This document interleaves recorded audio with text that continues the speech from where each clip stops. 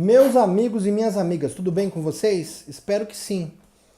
Bem-vindos aqui a mais um vídeo do meu canal do YouTube, Prof. Abacuque Sodré, para nós tratarmos de mais um tema essencial à teoria do direito, ao direito constitucional, ao processo civil e questão também de avaliar os principais pontos que envolvem as relações constitucionais. Hoje nós vamos tratar então de uma análise do direito constitucional, de uma teoria das instituições do ponto de vista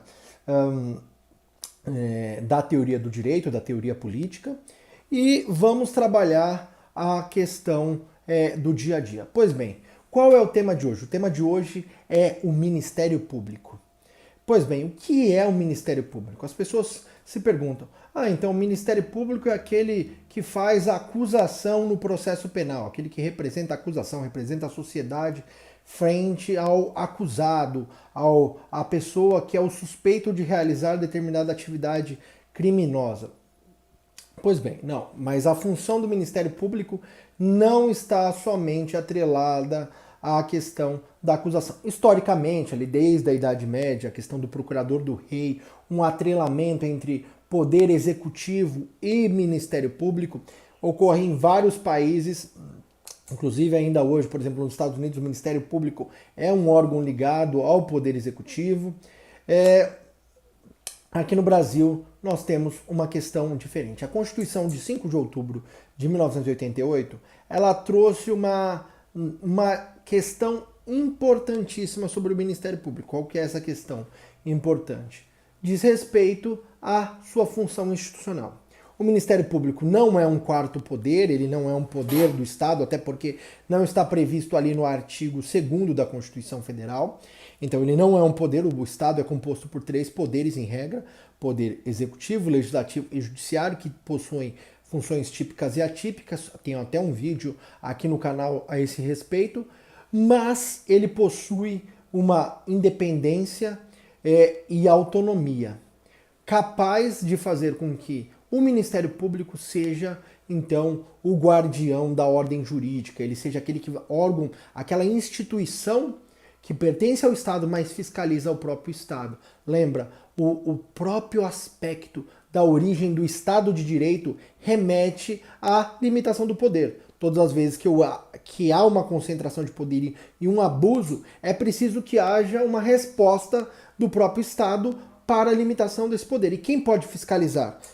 Os próprios órgãos ali na questão do check and balances nem sempre vão conseguir chegar a uma solução. E um mecanismo, então, de fiscalização acerca do cumprimento da ordem jurídica é desempenhado pelo Ministério Público. Então, o Ministério Público é uma instituição permanente, então ele tem que continuar enquanto houver Estado democrático de direito, o Ministério Público deve prevalecer, e ele tem como funções 3 funções importantes. Quais são essas 3 funções importantes ali descritas no artigo 127 e seguintes da Constituição Federal? O artigo 127 vai dizer que o Ministério Público tem como função precípua a defesa da ordem jurídica, do regime democrático e dos interesses sociais e individuais indisponíveis. Lembrando, direitos individuais indisponíveis são aqueles que não são capazes de serem negociados, ou seja, que são interesses que não podem ser objeto de transação. Por exemplo, a defesa dos incapazes. Ali é a questão dos direitos individuais indisponíveis, tá ali, tem como reflexo, por exemplo, o artigo 178 do Código de Processo Civil, que diz que o Ministério Público participa, por exemplo, nos processos que envolvam incapazes, que envolvam o interesse público e na demarcação de terras urbanas e rurais. Pois bem, então nós temos ali uma missão do próprio Ministério Público, ele é o guardião da ordem jurídica. Ele busca a fiscalização e o cumprimento da ordem jurídica dos particulares,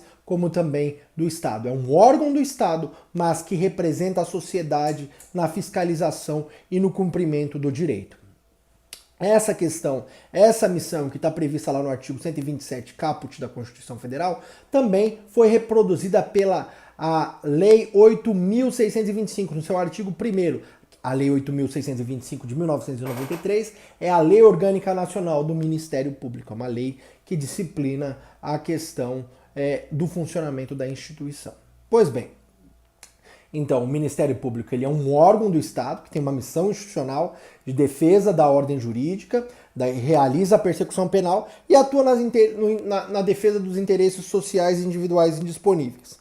Porém, ele não é considerado um poder do Estado, como nós falamos, apesar da sua independência e autonomia. Independência, ele não está vinculado ao poder executivo, não está vinculado ao poder legislativo e não está vinculado ao poder judiciário. É um órgão do Estado, mas que está à parte, possuindo então independência institucional, política, social e tem autonomia, ou seja, autonomia orçamentária, autonomia de gestão e até mesmo promove os seus próprios concursos públicos. Lembrando, como é um órgão público, se sujeita à regra dos concursos públicos nos termos do artigo 37, inciso 1º e 2º da Constituição Federal.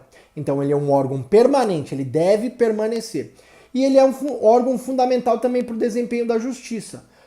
Mas não somente é isso, ou seja, ele não só participa dos processos coletivos e também aqueles de interesse individuais indisponíveis e também da persecução penal, mas faz a própria defesa da democracia, sendo verdadeiro fiscal.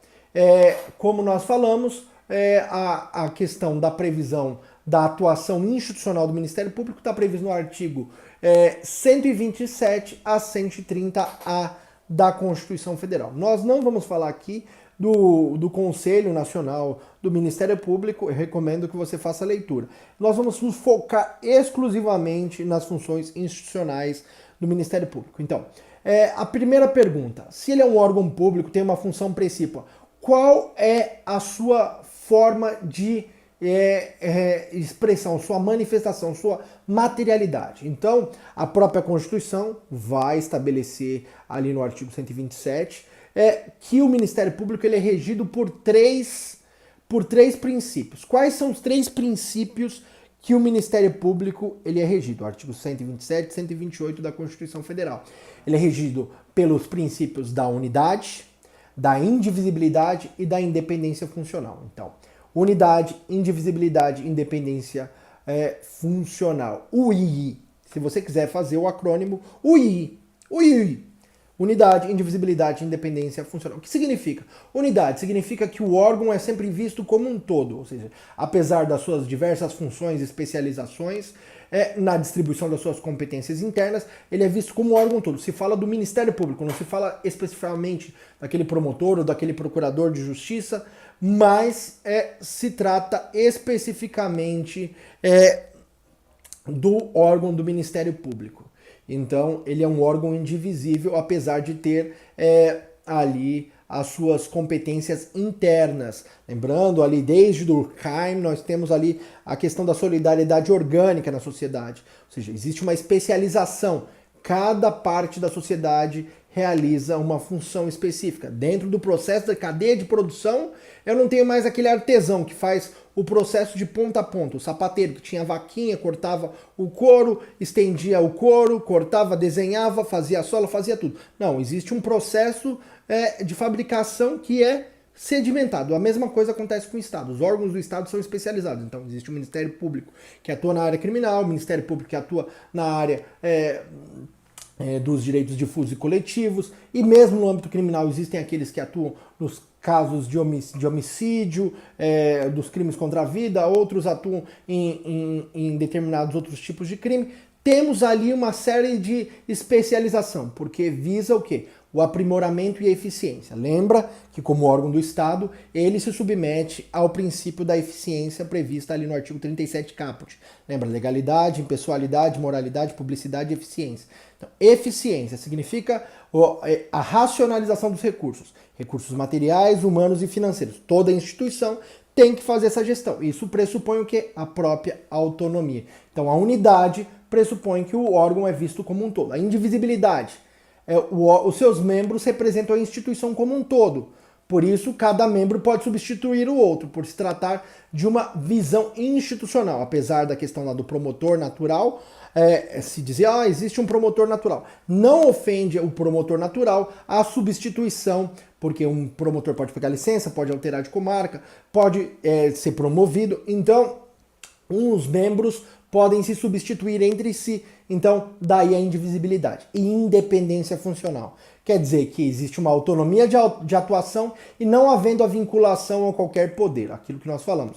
Além disso, o Ministério Público possui autonomia funcional, ou seja, ele estabelece a sua estrutura interna, a sua forma de organização, que está baseada na lei, mas a forma de gestão dessa administração. Então, sempre gestão pressupõe 3 elementos: recursos humanos, materiais e financeiros. Lembrando que o órgão público, recursos financeiros depende de orçamento público e os gastos dependem de previsão orçamentária, previsão no plano plurianual, na lei orçamentária anual e no orçamento. Então, em todas as peças orçamentárias e ali para a realização de gastos e despesas, a dotação orçamentária com o devido empenho. Realizado todos esses atos, o Ministério Público tem autonomia funcional e administrativa, sendo como nós falamos, o acesso à carreira se dá por concursos públicos de provas e títulos. O Ministério Público, como nós já asseveramos acima, ele faz a sua própria proposta orçamentária dentro dos prazos estabelecidos pela lei orçamentária. E qual que é a estrutura do Ministério Público? Vamos aí, se você abrir o artigo 128 da Constituição, você vai ver que o Ministério Público brasileiro ele é formado por 2 cadeias diversas. Então tem o Ministério Público aqui em geral, aí eu tenho 2 Ministérios Públicos, um no âmbito da União e outro no âmbito dos estados. Não há Ministério Público, assim como não há Judiciário no âmbito dos municípios, não há Ministério Público dos municípios. Além disso, o próprio Ministério Público, que faz parte do TCU, Tribunal de Contas da União ou dos estados, ele exerce uma função própria, típica do Ministério Público. Porém, ele não integra especificamente ali o Ministério Público da União. Ele não vai integrar o Ministério Público da União. Quem são os órgãos, então, que integram o Ministério Público Federal e o Ministério Público dos Estados? Então, primeiro, Ministério Público da União, ele é composto pelo Ministério Público do Distrito Federal, então Ministério Público do Distrito Federal, o Ministério Público Federal, então especificamente que tem as competências ligadas à Justiça Federal, artigo 109 da Constituição, atua tanto na esfera criminal, atinente aos crimes de competência da União, envolve também nas atividades em que a União ou as empresas públicas, autarquias públicas e fundações públicas são partes no polo ativo ou passivo das demandas. O Ministério Público do Trabalho, que atua perante a Justiça do Trabalho, e o MP Militar, então Ministério Público Militar, o MPM. E no âmbito dos estados eu tenho o Ministério Público do Estado, que aí tem todas as suas divisões internas, mas o Ministério Público dos Estados cumpre ali uma função residual. Tudo que não for do Ministério Público Federal ou do Ministério Público do Trabalho ou do Ministério Público Militar é de competência do Ministério Público Estadual. Então ele abarca um nicho gigante de competências. E ele que combate ali os crimes dolosos contra a vida que as pessoas comumente relacionam ao Ministério Público historicamente aí, na persecução penal. É óbvio que o Ministério Público Federal atua nos crimes que envolvem a União Federal, os crimes que envolvem questão de tráfico internacionais de mulheres, pedofilia, combate à pedofilia, trabalho escravo, e que são de competências da União. Então, o Ministério Público brasileiro ele é composto pelo Ministério Público da União e dos Estados. O Ministério Público da União é composto pelo Ministério Público do Distrito Federal, Ministério Público Federal, Ministério Público do Trabalho e Ministério Público Militar. Quem é o chefe do Ministério Público? E aqui é um ponto importante. O chefe do Ministério Público é o PGR, o Procurador-Geral da República, nos termos do parágrafo 1º do artigo 128. E do Ministério Público dos Estados é o Procurador-Geral de Justiça. Então, no âmbito do Ministério Público da União, o Procurador-Geral da República, ele é o chefe máximo, apesar de haver independência e autonomia dos procuradores e promotores, ele é o chefe do ponto de vista administrativo. Estabelece questão administrativa de gestão e tem atuação judiciária específica estabelecida pela Constituição e também pela lei do Ministério Público. E no âmbito dos estados, o Procurador-Geral de Justiça, que atua especificamente junto ao Tribunal de Justiça do Estado. Pois bem, o que é preciso? E aí aqui um ponto importante para você que estuda para concurso público, para você que estuda para OAB, importante.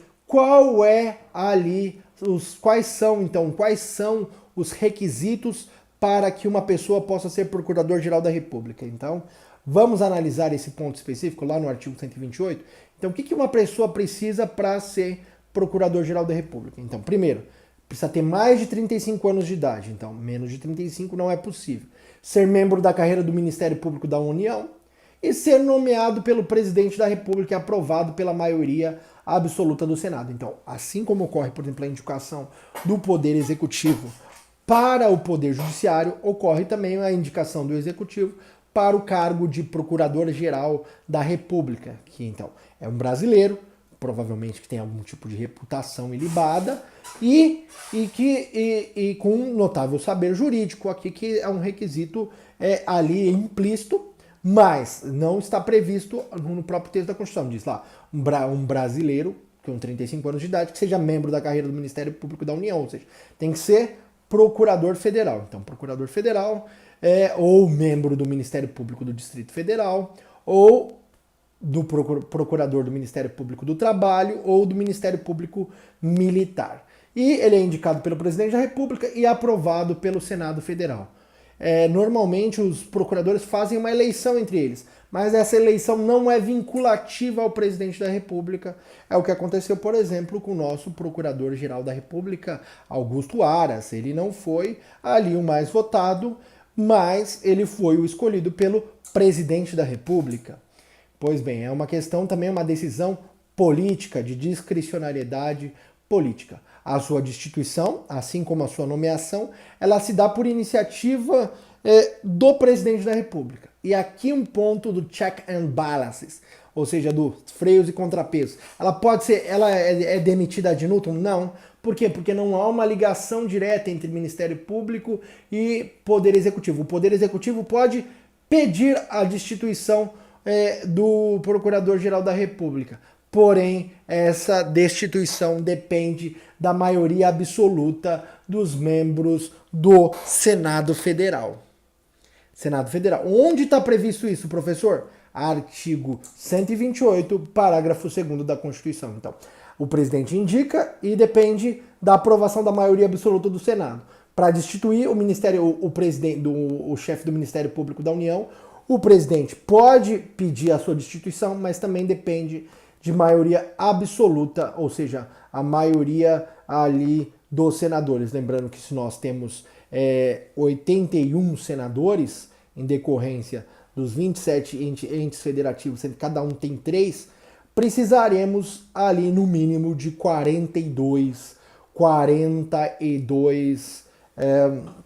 então 41, na verdade seria 41, mas o melhor 42, 41 ali já é o número da maioria, o primeiro número inteiro a partir da maioria 41. 41 é o número exato para aprovação ou para destituição. 41 senadores precisam votar a favor ou 41 senadores precisam votar contra. Lembrando, então, metade de 81 é 40,5. Se eu não tenho 40,5, o primeiro número inteiro, 41. Pois bem, quais são as atribuições, então, do Procurador-Geral da República? Aqui é importante a gente se deter um pouco das missões institucionais, porque elas dizem respeito a quem estuda direito constitucional. Quem estuda direito constitucional deve entender que o Procurador-Geral da República é quem atua perante o Ministério, como representante do Ministério Público, perante o Supremo Tribunal Federal, perante o Superior Tribunal de Justiça.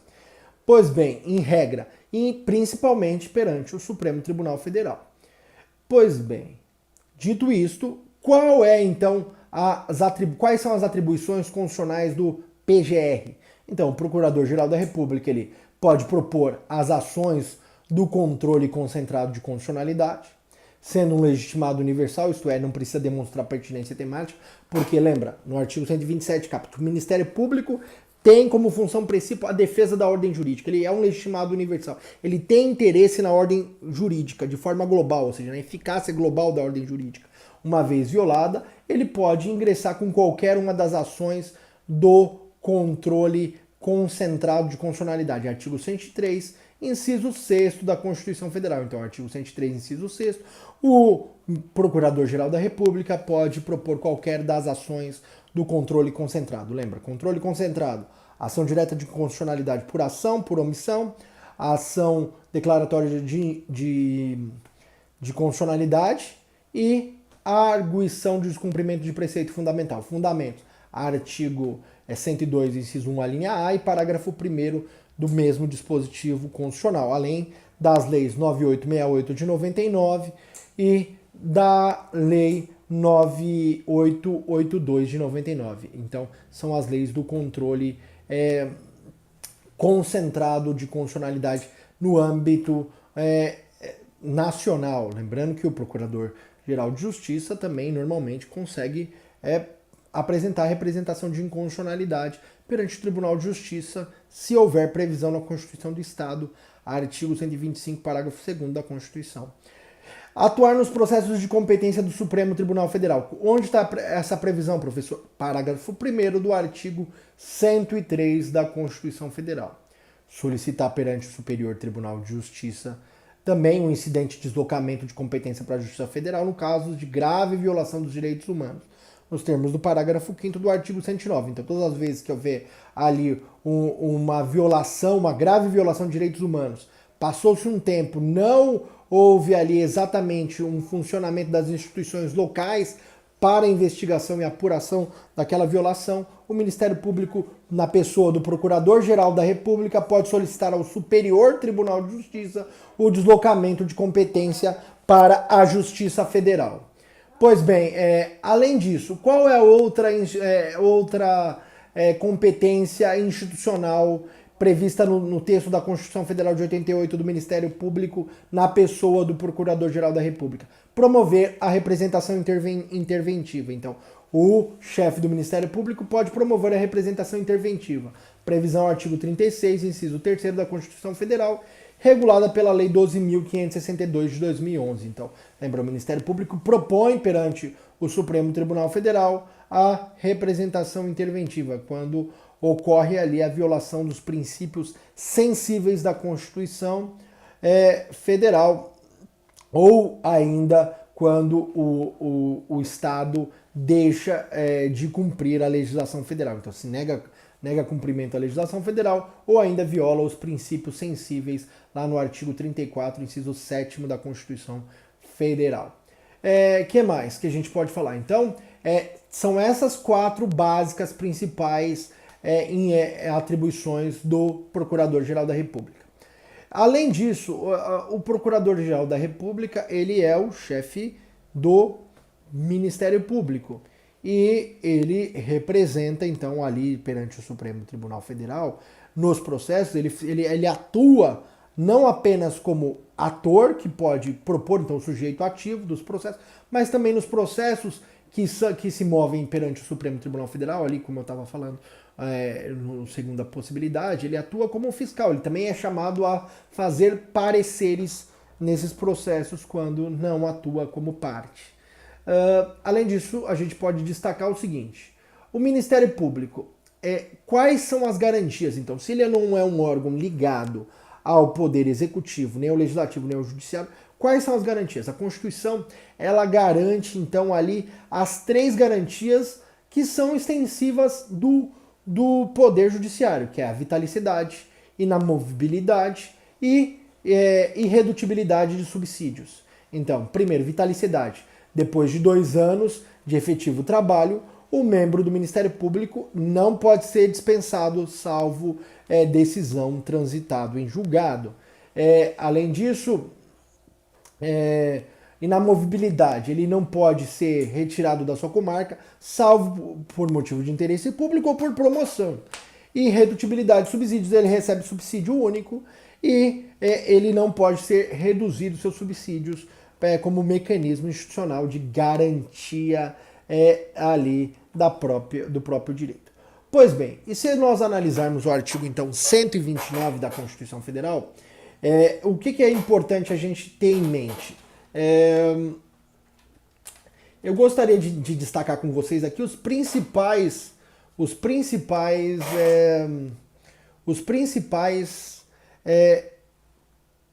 pontos de funções constitucionais do Ministério Público previsto na Constituição Federal. Então, o artigo 129 estabelece lá. Então, o Ministério Público, ele promove privativamente ação penal pública na forma da lei, então ele promove ação penal pública incondicionada, então ele pode ali fazer toda a análise e propor a denúncia.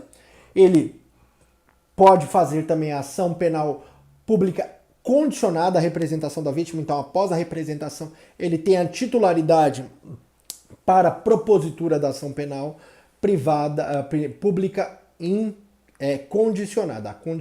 A incondicionada ele já é titular. E a privada é competência do cidadão ali nos casos de ação penal privada. Então o Ministério Público é o titular da ação penal pública. Ele zela também pelo efetivo respeito dos poderes públicos e dos serviços de relevância pública assegurados na Constituição Federal, promovendo as medidas necessárias à sua garantia. Então ele pode propor ali uma ação cautelar, pode propor uma ação civil pública de improbidade administrativa e pode atuar no combate ali aos desrespeitos aos poderes públicos. Ele tem que garantir a estabilidade institucional. Então, como ele defende a ordem jurídica, ele defende também as próprias instituições do Estado Democrático de Direito. Ele promove o inquérito civil e a ação civil pública para proteção do patrimônio público e social, do meio ambiente e de outros interesses difusos e coletivos.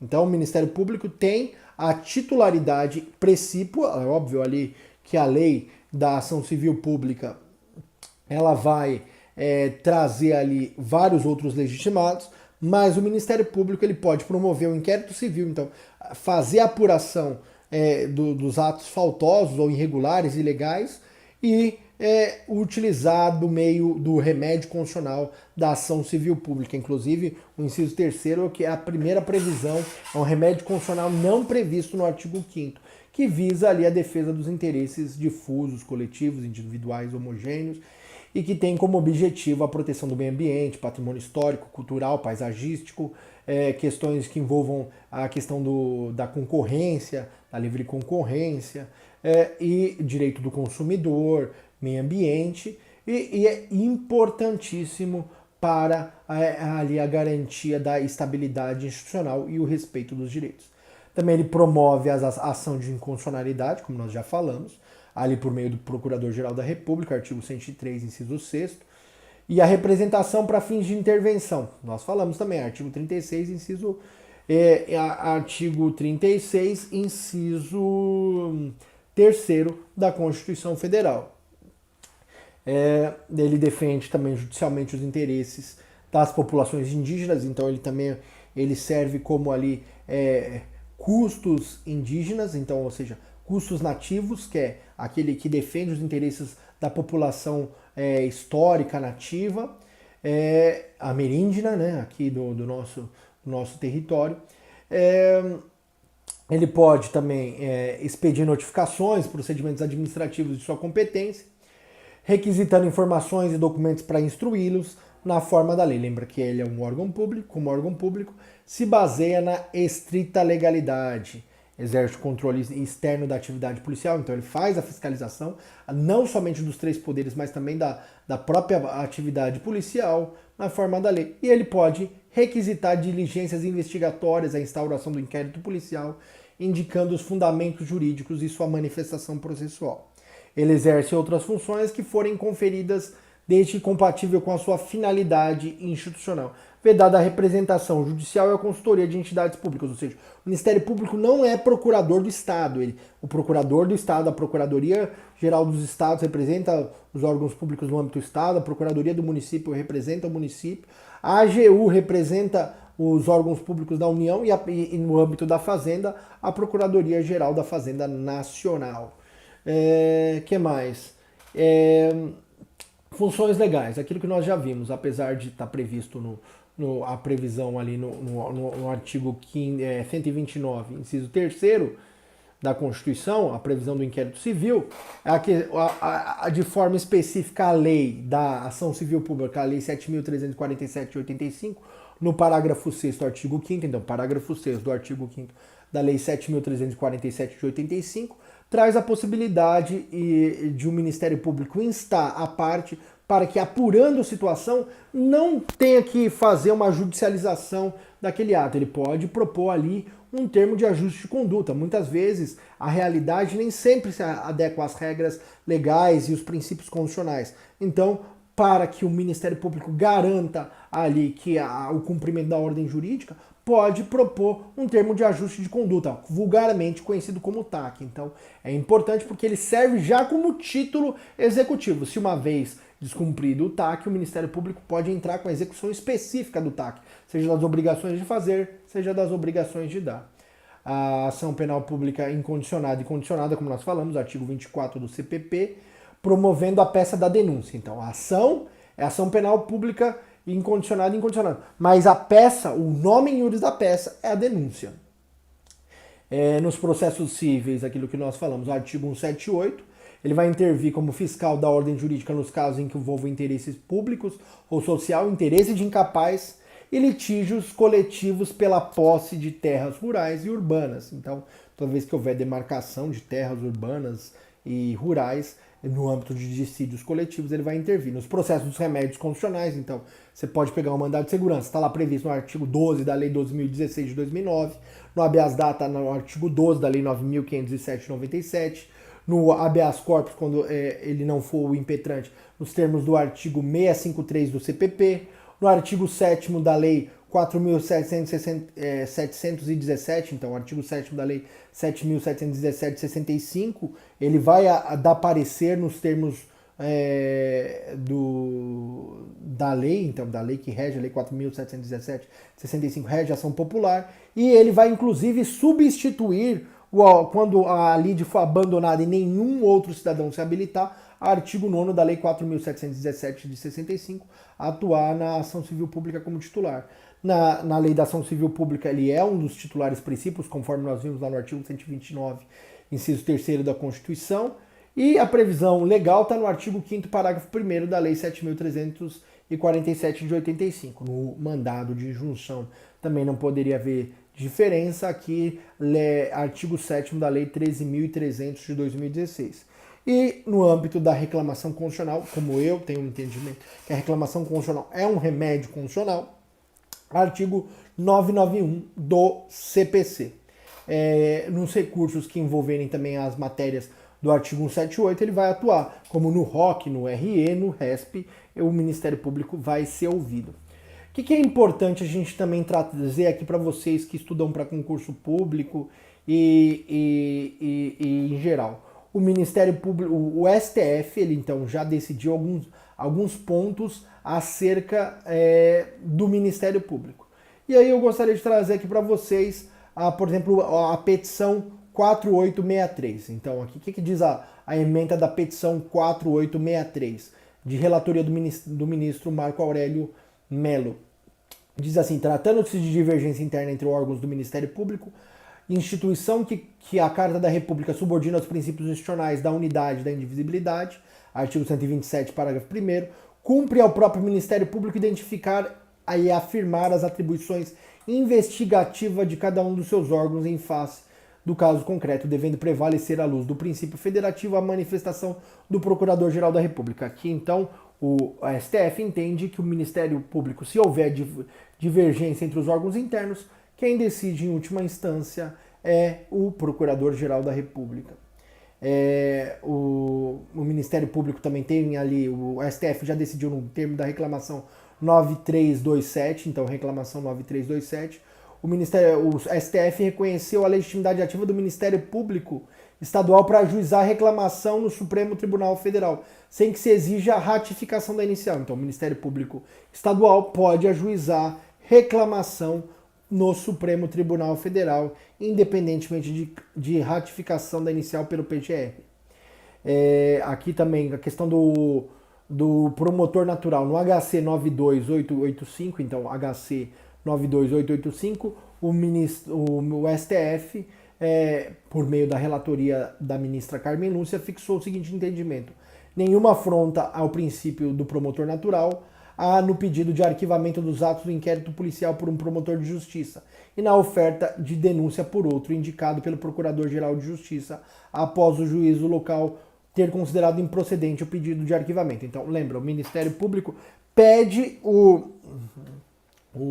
arquivamento e aí sobe lá para que seja avaliado esse pedido de arquivamento. E o juiz, se ele entender que o pedido de arquivamento deve ser julgado improcedente, e volta então para um outro procurador, esse procurador propõe a ação penal, não há ofensa então ao promotor natural, o princípio do promotor natural.